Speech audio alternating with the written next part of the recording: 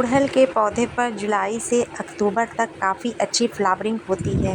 साथ ही साथ पौधा भी काफ़ी अच्छी ग्रोथ करता है। वैसे तो गुड़हल का पौधा एक ऐसा पौधा है, वैसे तो देसी वैरायटी पर पूरे साल फूल आते ही रहता है।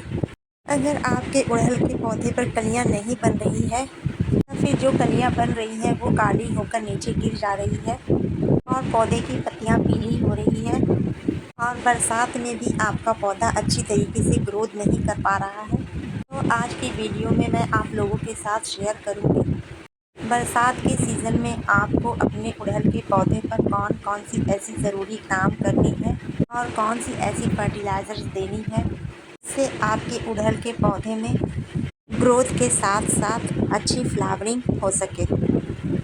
तो चलिए वीडियो स्टार्ट करते हैं। गुड़हल का पौधा देसी वैरायटी लगभग सभी के घरों में पाया जाता है। ये ज़मीन में लगने वाला पौधा है। इस पौधे को थोड़ी सी केयर कर दी जाती है और इस पौधे को बड़े गमले में लगाया जाता है, तो ये पौधा काफ़ी अच्छी ग्रोथ करता है और लगभग पूरी साल ये फ्लावरिंग करता रहता है। इसकी दूसरी वैरायटी हाइब्रिड वैरायटी होती है, वो 10 इंच के गमले में भी लग जाता है और उसमें सर्दियों में फूल आती है। तो चलिए जान लेते हैं अगस्त के महीने में गुड़हल के पौधे पर ऐसी कौन सी कामों को करना है जिससे आपका गुड़हल का पौधा ज़्यादा फ्लावरिंग कर सके और उसमें अच्छी ग्रोथ हो सके। तो सबसे पहले आपको अपने गुड़हल के पौधे को हल्की हल्की प्रूनिंग कर देनी है, जिससे कि उसमें नई ब्रांचेस निकले, उन ब्रांचों पर फिर से कलियां आ सके। क्योंकि जब पौधा बड़ा हो जाता है और उनकी ब्रांचें पुरानी हो जाती हैं तो उन पर फूल नहीं आते। इसी तरह सभी गुड़हल के पौधे पर प्रूनिंग करना काफ़ी ज़रूरी होता है।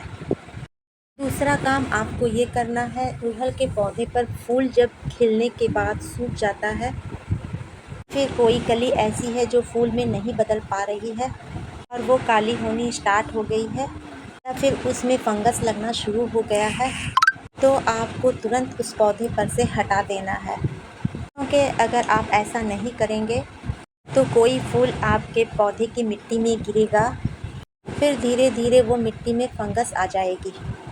तो ये काम बरसात के दिनों में करना काफ़ी ज़रूरी होता है। अगला काम आपको करना है, बरसात का मौसम चल रहा है, ऐसे में जो सभी पुराने पौधे होते हैं उनको रिपोर्ट किया जाता है। जो पुराने हो जाते हैं उनमें रूट बॉन्ड हो जाता है। तो जब किसी पौधे में रूट बॉन्ड हो जाता है तो उसकी ग्रोथ वहीं से रुक जाती है और फिर उस पर फ्लावरिंग आनी बंद हो जाती है। अगर आपका गुड़हल का पौधा 1 से 2 साल पुराना है, एक ही गमले में लगा हुआ है, तो आप उसे तुरंत रिपोर्ट कर दें।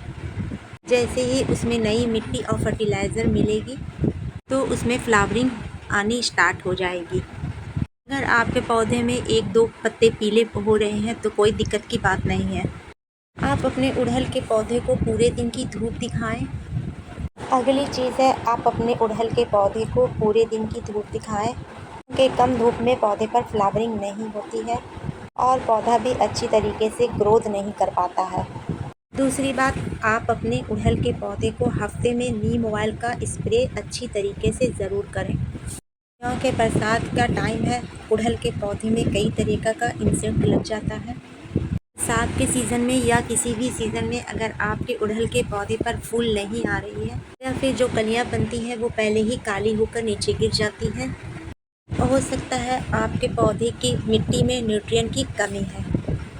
तो चलिए जान लेते हैं गुड़हल के पौधे में अच्छी क्वांटिटी में फूल लेने के लिए कौन सी ऑर्गेनिक फर्टिलाइज़र का इस्तेमाल करना है।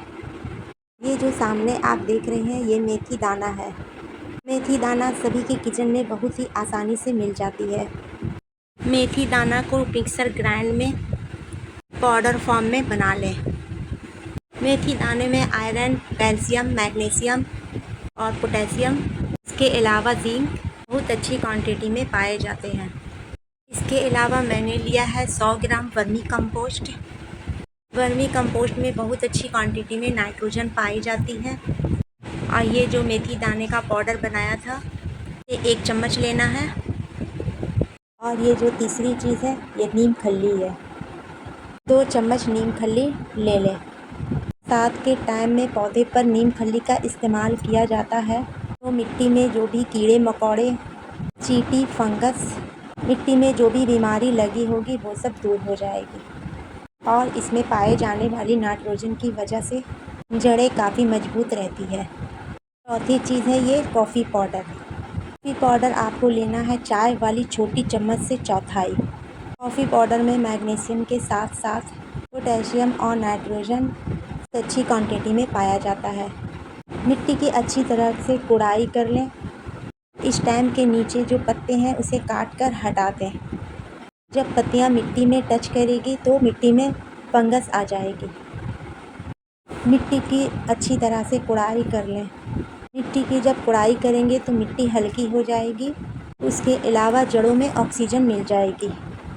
मिट्टी को साइड करके इस खाद को अच्छी तरह चारों तरफ डाल दें। वर्मी कंपोस्ट में नाइट्रोजन और फास्फोरस बहुत अच्छी क्वांटिटी में पाई जाती है। आप इस खाद को 15 दिन के गैप में डाल सकते हो। इस खाद को अर्ली मॉर्निंग डालें या इवनिंग टाइम। धूप में बिल्कुल ना डालें। अगर मिट्टी सूखी है तो पानी डाल दें, अगर गीली है तो पानी ना डालें। उम्मीद करती हूँ मेरी जानकारी अच्छी लगी होगी। अगर अच्छी लगी है तो लाइक सब्सक्राइब ज़रूर करें।